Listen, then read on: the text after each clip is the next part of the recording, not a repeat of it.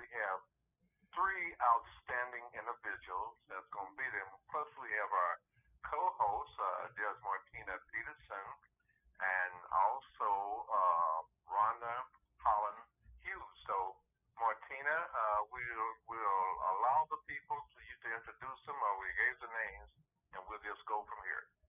Okay, Rhoda's got a conflict today. She was unable to log on, but I am here, and I'm very excited about the show today. Okay. Well, the show. Do you know the guests we have, Judge?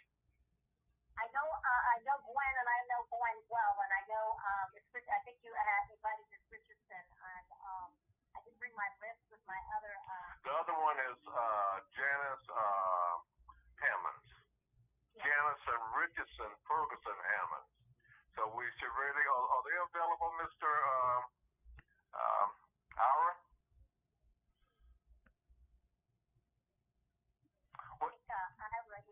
is working on trying to get them. I believe that they are head of the urban league in the cities in which they live or which they work. I do know Gwen Grant has been very involved in the urban league for years. As a matter of fact, probably about 30 years ago, before I even went to law school, I had worked at Allstate Insurance Company, and I remember working with Gwen when she was at the urban league at that time, doing a school.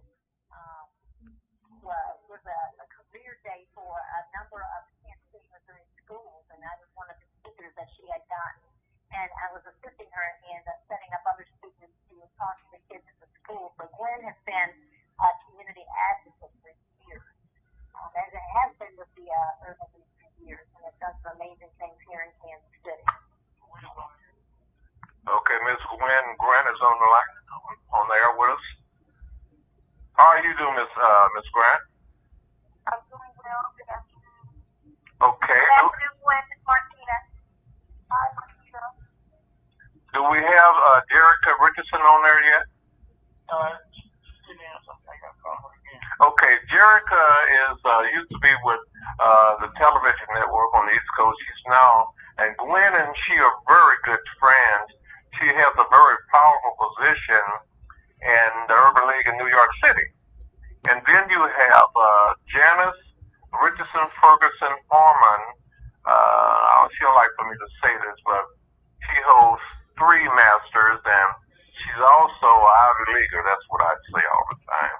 So once she gets on the phone, and I think her concern, Gwen, as Jerica's not on the phone yet, is about the many things what the Urban League are doing and how do they stand, and all these things are taking place not only in Kansas City but throughout what the Urban League stand for as it relates to the Tulsa massacre. If you know about Kent, I know Jerica does, and also Elaine, Arkansas, and the things that you guys do. You guys have been on the firing front for a lot of years, but you can better explain it than myself. So if you would proceed to be most appreciative. Okay. So, Urban League of Kansas City is working on police accountability, local control, as it relates to the governance of the Kansas City Police Department. So our primary focus we have been focusing on that since November, actually October of 2019, prior to murder. Looking at deadly force issues here in Kansas City, and just being very concerned about the uptick in excessive force that's been in the Kansas Police Department under the leadership of Chief Quincy. So that's been a primary focus of our social justice work past couple of years. We are certainly aligned with the National Urban League, who has played a leading role in crafting of the national policy agenda around George Floyd justice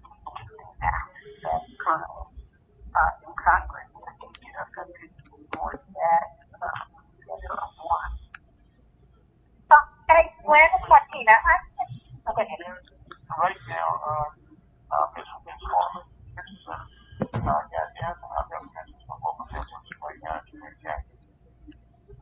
Okay. Okay. I got a question, Gwen, about, I know that you've been working with the National Urban League on the national agenda, and I guess my question is there a particular agenda that all of the urban leagues are working with the national office on?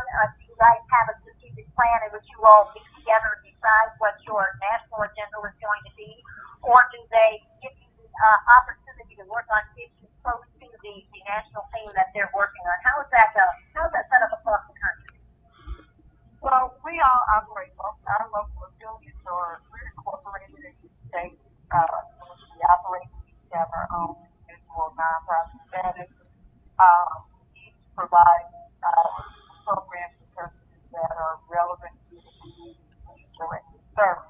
Certainly, we are affiliates of the National Urban League, and we partner with them and work with them on our legislative policy agenda. I'm not sure how to explain that. What I pretty much just said. As I said, we are working in collaboration with the National Urban League of the Georgia Board. Before Congress at this time, and we collaborate on a national policy agenda level. Our primary areas of focus are education, economics, health, social services, education. Okay.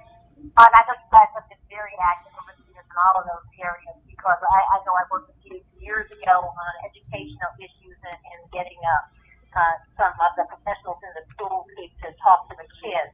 And I know that you've been doing some amazing things economically in Kansas City with the Urban League as well.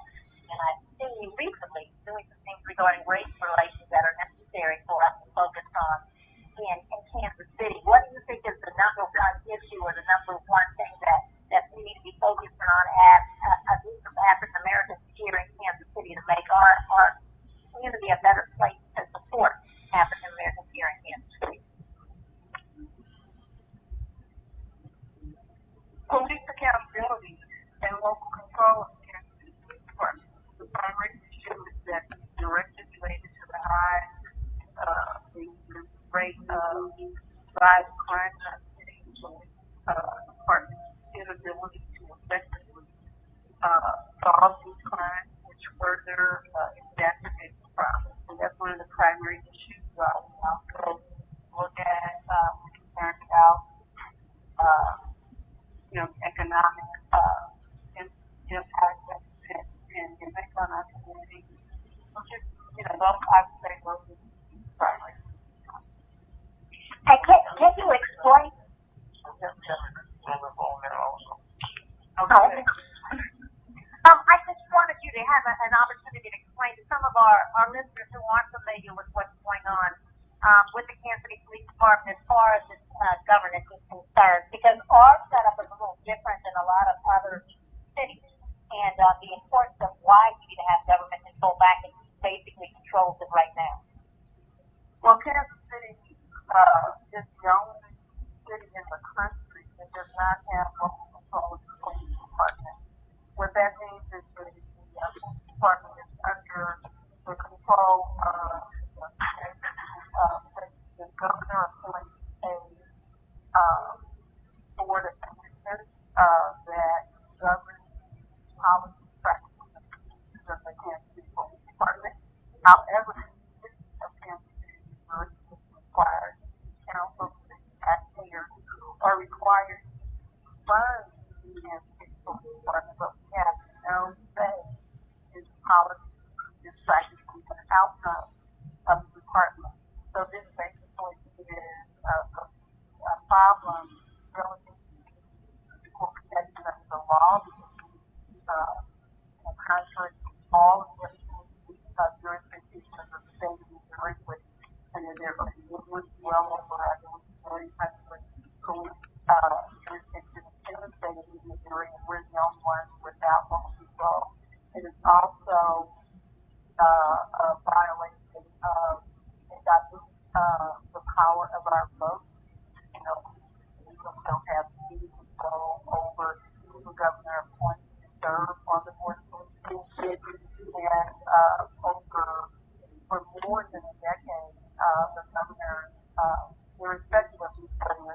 and the Democrat or Republican government, the governors have appointed commissioners, the majority of whom have been from the guide Western Street in the Brookside area, the majority of whom are white, and currently we have very few African American served to represent the black community on that board over the years. We are required to, as a city, invest 20% of the city's general fund into law enforcement, and the city has invested well over the required amount, but yet we have no say in the policy and the practice. And it is a serious injustice, and it's something that all people should be concerned about, and stepping up to raise their voice and calling for local control of the process. I think we have the young lady who we're talking about police department, your partner in crime, Jerica Richardson. Are you on the line, ma'am? I am, MC. Hello. Good evening, everyone. I'm Jerica Richardson. I'm Senior Vice President for Equitable Justice and Strategic Initiatives at the National Urban League. Really glad to be with you all and having this conversation. And you're right, President Grant is definitely my partner in crime. One of our key priorities and focuses at the National Urban League is really redefining public safety and, really ensuring that we have community trust. And the way to do that is to address some of the systemic issues that we have with policing in this country, and really acknowledging racial undertones, and seeing how all that structural racism has played out in this country. And President Grant has really been one of the champions in the urban elite movement. And one of the things that we've seen in some of the areas of the heartland and in the center of the country, sometimes there are a lot of things that are happening when we look at the numbers. We're looking at deaths, and we're looking at lack of accountability, and we're looking at issues around transparency. We're really seeing them happen in places like Kansas City. And so, I think one of the things we are really working to do is to lift up and tell the stories to make sure that we are advocating for reforms on the state and local level. It's important to do it nationally and make sure that there's consistency across the country, and that irrespective of what state, jurisdiction, or place you live in, and irrespective of your skin color, that you still have, that you are treated fairly. But, we are seeing that's not the case, and it's why we're really trying to partner with President Grant and others on the ground who've really been in the thick of it in these concepts and dealing with a lot of challenges in the area of policing to make sure that we advocate for change, but also get meaningful reform that will impact the lives of so many people, especially Black people and other people of color. If you just tune in, you're listening to a special broadcast, Guests is coming to Kansas City, and we're very happy to have the young lady from New York City, just so happened was born here in Kansas City, Miss Richardson, and we got the one that made all kind of news doing women's history, Black history, Miss Gwendolyn Grant, and we have another person. Janet's going to ask you guys a question. Then we'll get into the Tulsa massacre, Ketcher, Elaine, etc. Now, at this time, Miss Harmon, did you want to ask that question? Janet, did you want to ask that question? Okay, go ahead and proceed, Jerica and Gwen. Well, I'll just say hello, Jerica, and Gwen. In dialogue, I just really so excited about Jerica's appreciation of the National Urban League and this year that she brings her role as National Urban League has. That is a dedication to actually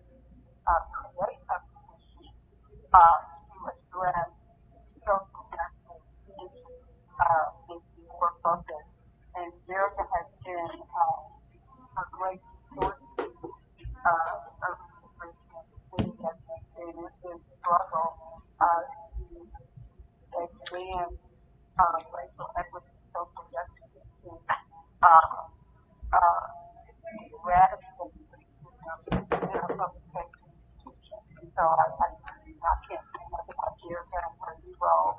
And she is a native of Kansas City, when she was all together. And I would pledge to come back and come to America. That's correct. We are looking ahead to Kansas City in the fall, and President Byrne and I will be speaking more about this. But we really want to highlight our 21 pillars for redefining public safety that the National Urban League released earlier this year. And from our standpoint, we really see this as a framework that can be used across the country, really to create a network of activists, advocates, elected officials, everyday people really working to champion and pass meaningful legislation on the state and local level. Because while it's important, like I said, to be on a national level, the things that happen sometimes the most impact that you can have on a community are on the legislation that you can do on the state and local level. And I think it's fitting that we're having this conversation today after we've just had the 100th anniversary, really commemorating the atrocity, the massacre that occurred in Tulsa, Oklahoma, and Greenwood. I have family in Oklahoma. Pretty much, I call this whole region of the country home. My dad's from Arkansas. My mother's from Kansas, Missouri. Our family is in Oklahoma and Texas. And so what we saw and what we were talking about this week with Tulsa Massacre it really spilled into the same conversation that we were having about policing. It's because we are looking at the history of racism and equality and quite frankly terrorism in this country. It's dating all the way back to slavery and the Black Codes and Jim Crow. There's just been a systematic era and continued era and focus on control of Black bodies and Black people. And sadly, it has had implications and impacted so many members of our community and brought so many of us a generational wealth and of our lives. And so I think it's really interesting to be at honoring and thinking about what happened in Tulsa, and to be doing it at this time when we have an administration and we have a Congress that is really focused on having these conversations about truth and reconciliation and about reparations and really being honest about the history of the country. And I'll pause there, but I think all of that history can't dismiss it because it's history that plays itself out in the everyday lives of our people and basically the issues that we are having with policing in our country. I mean, that is where so much of this really starts. So much, Erica. I think it's really important to focus on the importance of knowing our history and the sad reality that the real history of America has not been taught in our schools. Just, when you're talking about the Tulsa Massacre, that was not taught. It has been pretty much omitted from history books, and I think the entire history of America that is inclusive of slavery and all of the atrocities that have been dealt upon Black people have been omitted from the history books, and therefore what we have is white Americans not understanding fully the impact of systemic and structural racism and how it plays out in our economic outcomes, and it just makes it very difficult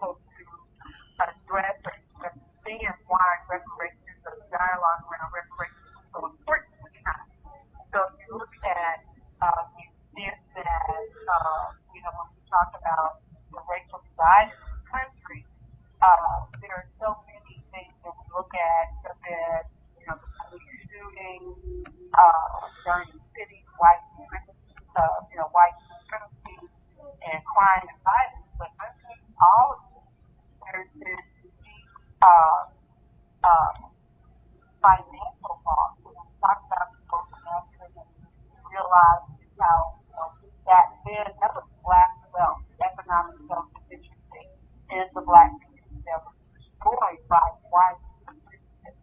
And we have struggled historically and have witnessed generation upon generation upon generation of black Americans fail to have full access to the economic infrastructure in this country by design. It's not, folks talk about, oh, it's broken. It really is not broken. The system is doing exactly what it's designed to do, and that is to isolate and marginalize black Americans from full participation, full access, and opportunity to fully participate in the economic mainstream of the country. What we're doing is our approach with our directors and with other community groups is trying to play a role in engaging civic and business leaders in some opportunities to learn history, because they are absolutely responsible for and have to be engaged in addressing systemic problems. So we'll keep them actually being actively engaged in eradicating racism and dismantling structural racism in this country. They have to understand how we got here. And so one of the things that we're doing is having reading and dialogue sessions, while we also work very actively to address policies and practices, but we're also still engaged in education. One of the books that we are reading and discussing is The Color of Money, Black Banking and the Racial Wealth Gap by Mirza Lowery, which provides an excellent historical perspective on the economic conditions and policy, one policy after another, that has created the system that we have now and the disparities in the economic infrastructure of the country. I'll stop there. I mean, you all have some questions about the and your folks have some questions for us? Okay, what I was going to say about, we talk about the Black Wall Street of Tulsa massacre. We talk about in Ketcher, Arkansas. We're talking about Elaine, Arkansas. We're talking about Helena, Arkansas. No time has anybody been arrested or prosecuted. They just got away with it. And the normal deal that they play with, and most of it goes back to economics, is that the violation of a white woman by a black person. Even in 1906 in Springfield, Missouri, blacks were in control of all the politics, but what they would do, they would showcase by lynching a black person down on the city square, the town hall, the county, to get other people to put fear in them.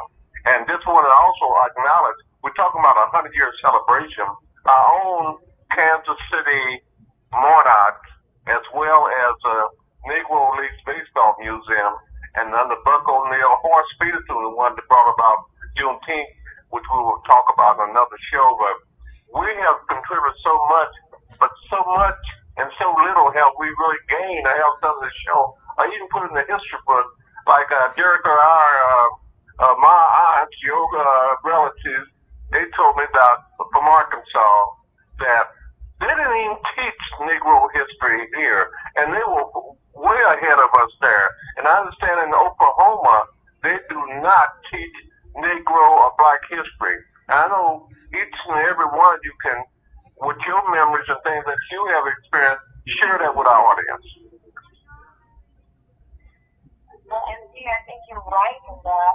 That unfortunately, people in this country do not see African American history, Negro history, Black history, however you want to classify it, as American history. And it's really sad because even when we're thinking about Tulsa or Ketcher, one of the things that I used to hear from my grandfather in Kansas City, when we talk about Memorial Day and Veterans Day, they always ask all the children in the class to interview your relatives who have served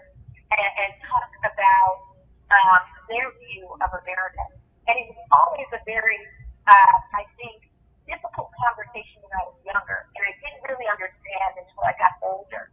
But my grandfather, George Smith, is from Arkansas, Hope, Arkansas, grew up, ended up moving to Kansas City, and met my grandmother and got married there. He ended up serving in Korea. And one of the things that he talked to black men and women of that generation about their service is they were very proud to represent America. And they thought in representing America and fighting overseas and defending this country, that when they came home, that there would be a change in race relations. They thought there would people would see them and recognize the patriotism and view them as Americans and human beings like everyone else. And sadly, when they came home, that pride they had in serving their country, and many times cost them their lives. We talk about lynchings in this country. We hear so many stories about, patriotic American soldiers, black soldiers coming home, right? Coming home and wanting nothing but to have the same rights and access and opportunities to building a life and making a way in the world for their families that white Americans do. But many people view death and coming home and seeing a black man in uniform as a threat, right? And what was the 1920s and beyond that was literally a fade of the red summer where you had lynching of black men in uniform, black men and black women that tried to stand up for others that were accused of crimes that they more often than not did not commit, was penalized and was punished for that. And what they ended up doing is robbing them of their property, burning and taking their land, their home. And see, our family is here today, and we're just learning, over the years about the story of capture, and knowing that the black community in capture was very affluent in comparison to the white community. The black community rested on oil. And again, these stories about incidents involving white women, which is what is often used to put the fear in the black community, or let's show this one person a lesson in order to keep everyone else from rising up, is often used as a method of being able to go into the black community and displace folks to tell them, you have to get out. And see, our family received notices that said you had 48 hours to get out of town. The entire black community, based off of allegations of an incident between supposedly a black person, a black man, and a white woman who was near death and I believe passed away. They never did a thorough investigation back then, but it resulted in members of our family and others having to flee and leave capture. There are folks in our family that stood up and have served in the war and came home and tried to defend the land and defend the family and defend the property they owned, and they were arrested for doing that. So we could go on and on and on. But let me take it back off of that they mentioned the Night Riders in Catcher, Arkansas, and most people think the Night Riders was the Klan.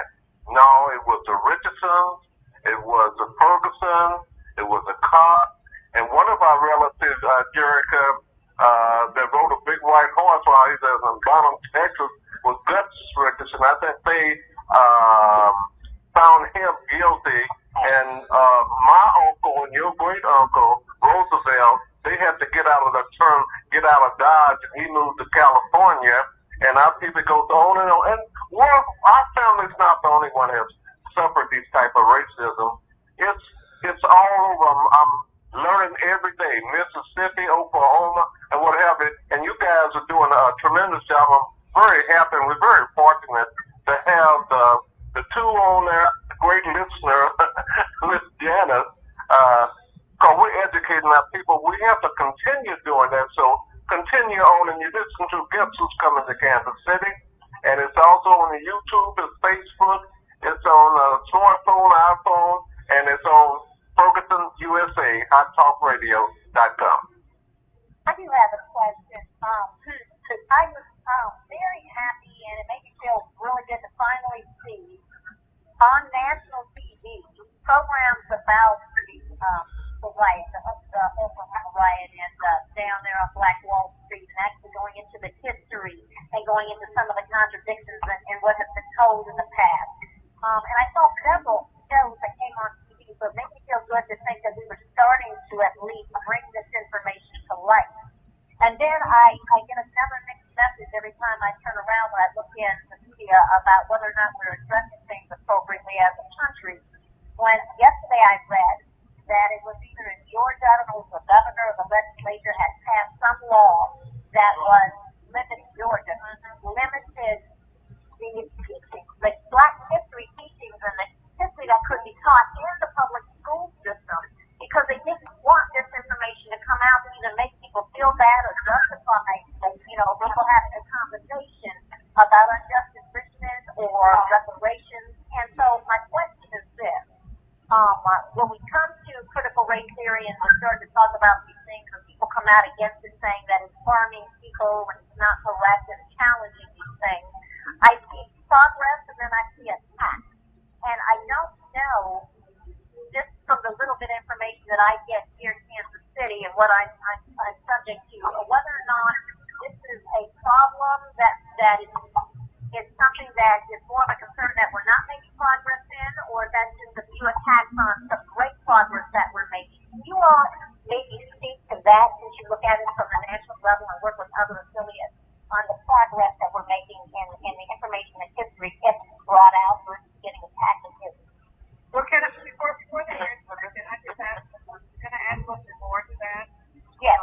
If you're talking to Native Americans, their history is no one's history. It's never taught anyway, except for the very 2 days where they talk about the real history of something not great. And maybe they're trying to, a lot of questions go along with their question, they want to bury the fact that the United States was based on pillage and enslaving two groups of people to make this country what it is today. I mean, first, young lady, would you identify yourself, please? Hi, it's Janet. How are you? Okay. Yeah, well, I want to respond because I was actually going to raise the issue about movement in certain state legislatures across the country to pass law on people's business, critical race theory teaching in the classroom, which is a serious problem. Obviously, they should fear that when the teaching is told, it will cause enough pressure to for people to actually promote changes and to address the policy changes that are necessary. Just on Thursday, Mike Pence, in a speech, actually made a statement that this racism is a left-wing myth. And so they're wanting to politicize it. They don't want the truth, the real history of America to be told, such and it's such a horrible history. America's slavery is America's first deadly sin. And they don't want that to come out because if you just think about the impact of George Floyd's murder and having the graphic video, is indisputable. And the impact that that video had on the minds of white people that prior to that were somewhat, were in denial about just how serious the problem of racism and abuse and law enforcement is in this country. So the more people are educated and truly informed about the real history of America, inclusive of the natives of the American Indians in this country, that then the more it will be, more difficult it will be to continue to oppress Native Americans and those folks indigenous to this country that they claim they discovered how to discover a country that was already inhabited by people, and then marginalize and isolate entire race of folks in particular. Then enslave another race of people to build this country and to create this country's economic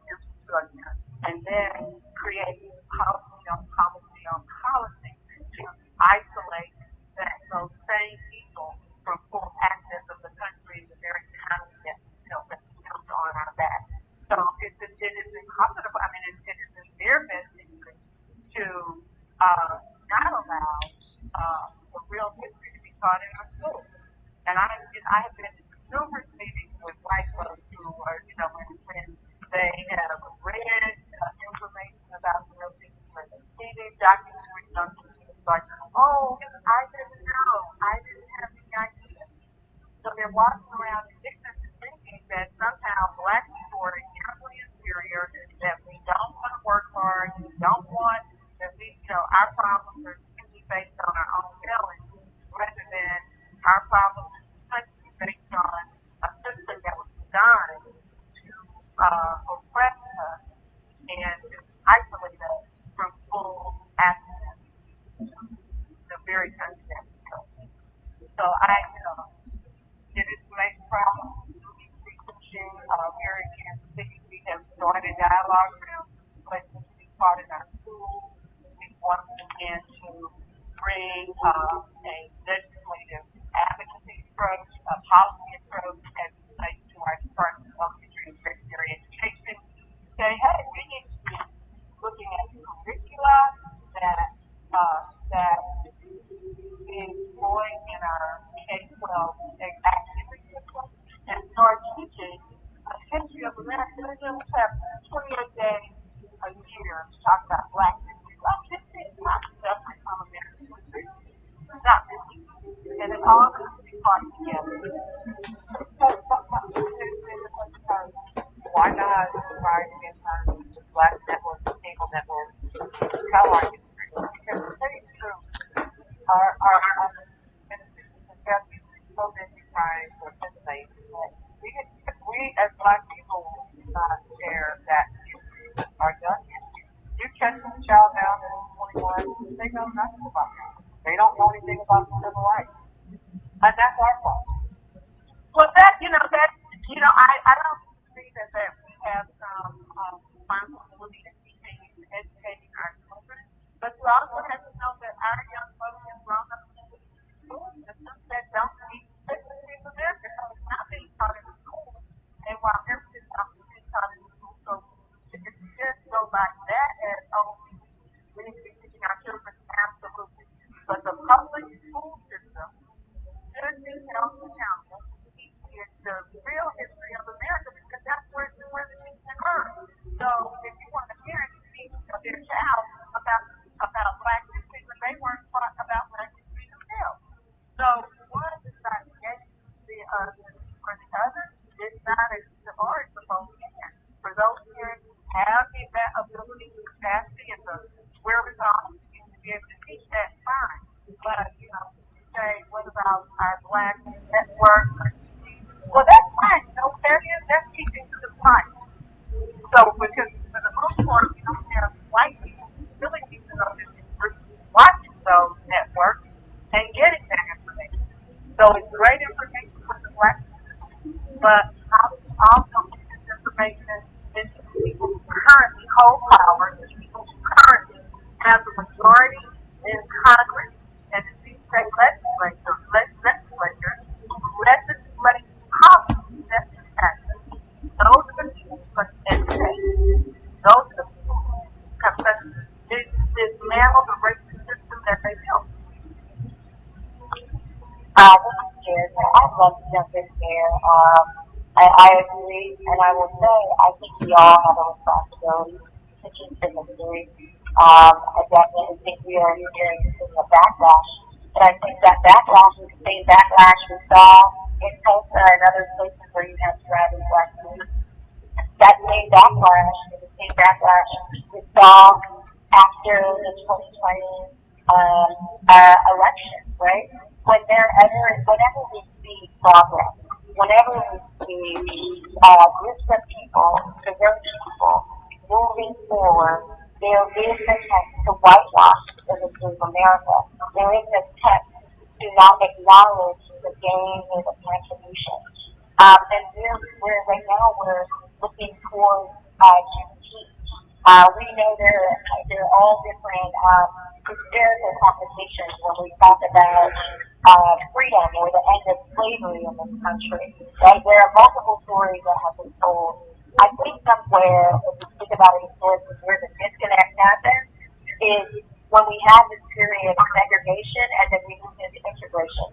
If you talk to black folks from the Clinton era, a certain generation that went to segregated schools, they were taught the history of schools. They knew the history of blacks in this country and the contributions they made. But in the same effort, when we were trying to gain equal and fair access and to make sure that black students were getting the same things that white students were getting, in that whole process of integration, again, there was a whitewashing. There was a desire not to make people feel uncomfortable. And if you really think about it, information is power. So the more information you have, the more historical knowledge and content you have, the more truth that we do, we should always expect that there's going to be somebody uncomfortable and upset about that, and they're going to take steps to try to repress that progress. So it's difficult, it will happen, but I don't ever want that to deter us from continuing to push and press on. And I just really proud of the storytelling that is happening in this era. I am proud that we are even having this conversation today. We all need to be having more conversations like this to ensure that the truth gets out and the information gets out. Because with that and hearing our story, that inspires for whole generations of young people to come before, that will come after us. We have to tell that story because that's what's going to inspire them to reach farther and push on. I agree, Sarah. I agree. But getting back to the social riot, one of the things that was very interesting about in Arkansas, at the government level, each time he had brought in troops to help keep the riots down or help against the blacks from being brutalized by people. It really was the North and the NAACP and programs like that trying to help the African Americans who were being victimized at the time. But it's just kind of sad to think about, 100 years ago. That's like 3 generations what this country was. And right now, if you were to ask me 2 years ago, I would have made a lot of progress. But now, I kind of think that it's not made that much progress. I'm curious, what are you guys' views on that? Well, I think slavery occurred over hundreds and hundreds and hundreds of years, and it frames and shapes people's thinking about other human beings. And so I don't think it's one of those things that the type of change we want to see happens overnight. I do think it is happening incrementally. But the progress I see, and I think that's the piece that is a bit of a threat, is that now we are in a space where we really have a majority, quote unquote, minority country. And we have these people of color in the highest office in the land. That doesn't erase the day-to-day experiences of other people of color. But I do think it is measurable progress. And I think it unearths sometimes resentment. And I think what we really need to do is when we see that resentment, more often than not, it comes from, yes, some of it is racism, but I also think it comes from people feeling neglected or left behind in a system, right? And more often than not, it's that same system that is impacting poor white folks that's also impacting people of color, women, folks in the LGBTQ community, and instead of seeing each other as allies to work together to move toward more equity and more opportunity in this country, what those out there that want to do, more often they hit people against one another. We've seen it in the hate crimes, the rising hate crimes. I don't think it negates the progress. I think when you see all this bubble up, it's a recognition that things are changing and there are pushbacks out there that are trying to pull us back.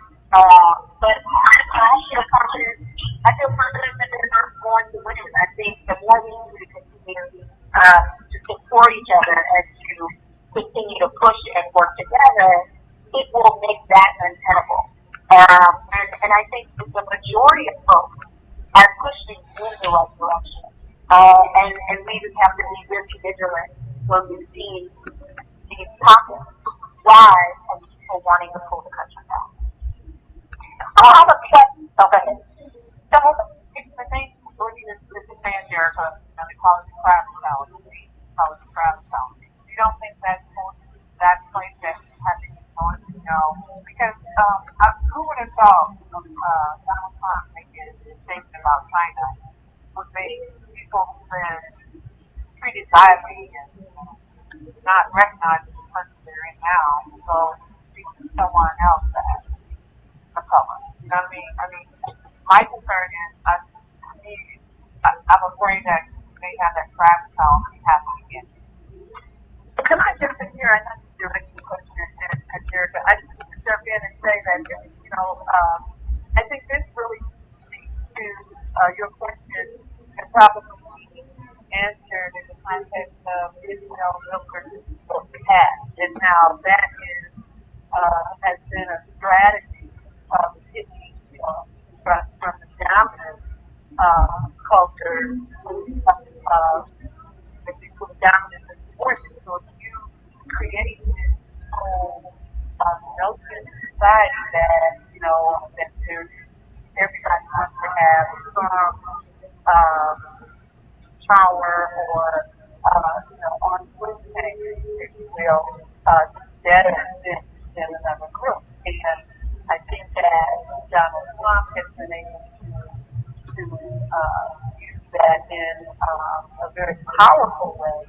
And I think the Americans earlier point about the fear of the loss of power among the power the dominant culture in America has resulted in this all-out assault that is playing out with our voting activist franchise. There's movement against critical race theory education.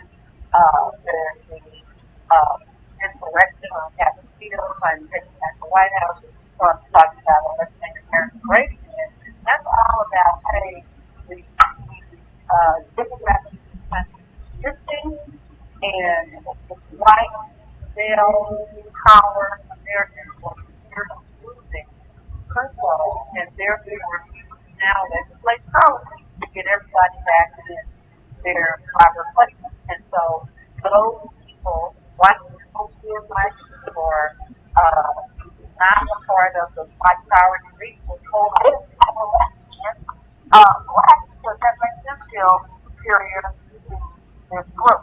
So we have people of color taking in hatred, Asian, Asian Americans. There's also been an uptick in anti-Semitic behavior this year, this past 2 weeks, is the Gaza Israeli conflict.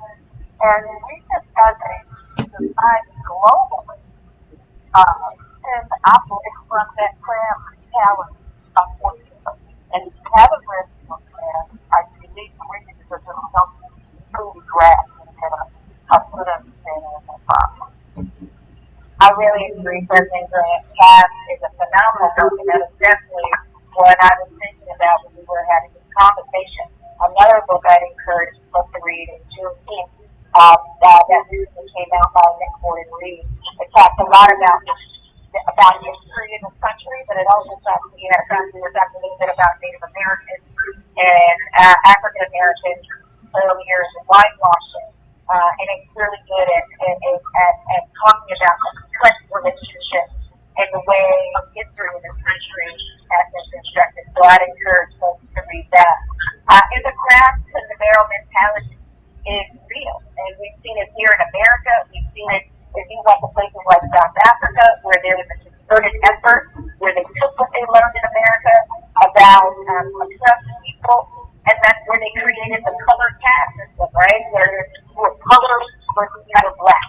Here in this country, we operated off of the state and the law was that if you had one drop of black blood, you were black. And and in many ways that helps to unite African Americans and people of African descent in this country because of that one drop. We're able to tap things together. In South Africa, they use the very same thought process and said, actually, if you have that white dress, then you're not black, right? And so they created a caste system. And so, although the colors in that community were not given all the benefits of whiteness, they were given more than those folks that were deemed not to have any white blood in them. And so, it's something that's used as President Grant said, across the globe. But I will say that what we saw with Donald Trump, in the same way that it unearthed all of this racism that we know is there and was percolating under the Grand in some places and wasn't as evident, it all came to the forefront. He incited folks. So what it also did was created a space for coalition building, where you had people of color, Haitians were getting attacked, Asians were getting attacked. You had you had all these different groups feeling as if they were under attack. And what we saw more allyship happening. And as a result, with all of those groups coming together and coming out and being vocal about social justice and vocal about equity and turning out to vote in record numbers, you actually saw the very thing that helped Congress get power be the same thing that brought people together beyond their crabs and narrow mentality and change the team power in this country. So I wanted to think about it. It works both ways. And that one of the things I hope we leave with at this juncture in history is how powerful allyship is and how powerful it is when we stand up and support other communities and in turn expect the same. That there is power when we are all striving for equity and justice. And it can overcome some of that crash in the narrow mentality that is used to divide us. Absolutely. You're so correct on that. And we've seen that here in Kansas City when last year, in fact, yesterday evening, I participated in a demonstration at downtown in front of KCPD, which was the 1-year celebration of the activism that has been consistent here in Kansas City since June of 2020 to put a spotlight on the challenges that we're experiencing here in Kansas City with women's rights. So what was really great about this demonstration last night, there were about 100 more people there, and there was people from all aspects of our various multiracial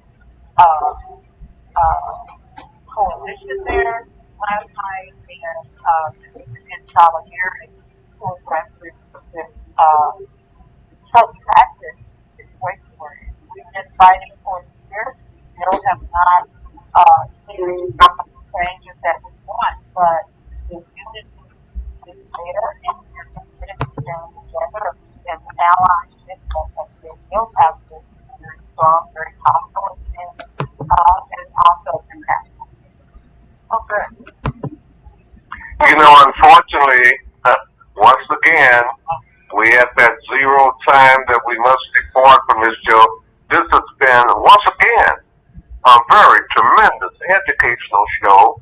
Now, we will continue, but if we can, my name is MC Richardson. I'm the CEO, Chairman of the United Minority Media Association, which is a membership organization. Now, I can be reached at 816-822-8866.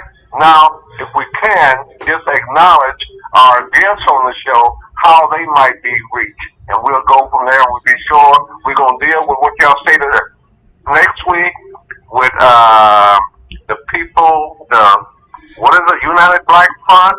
We're talking about, we're going to deal with reparations, but I think that the judge can best talk about that. So we'll lead off with you, Judge. Okay, you can reach me through MC, and MC, we'll try to get a hold of you really can't get me through the court. And next week we're going to have Dean on, who's going to be working. He works with the Black United Front, but there's also a national speaker that he's been working with.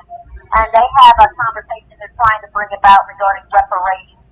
And so it's going to be a very interesting show, and I hope everybody's able to tune in next week. Ms. Grant? Yes. Okay. Oh, okay. I'm sorry. I have to talk about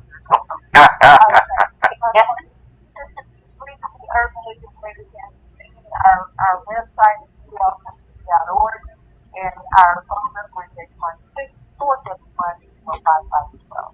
Okay, Ms. Richardson? Thanks again for having me, MC. I can be reached at jrichardson@AUL.org.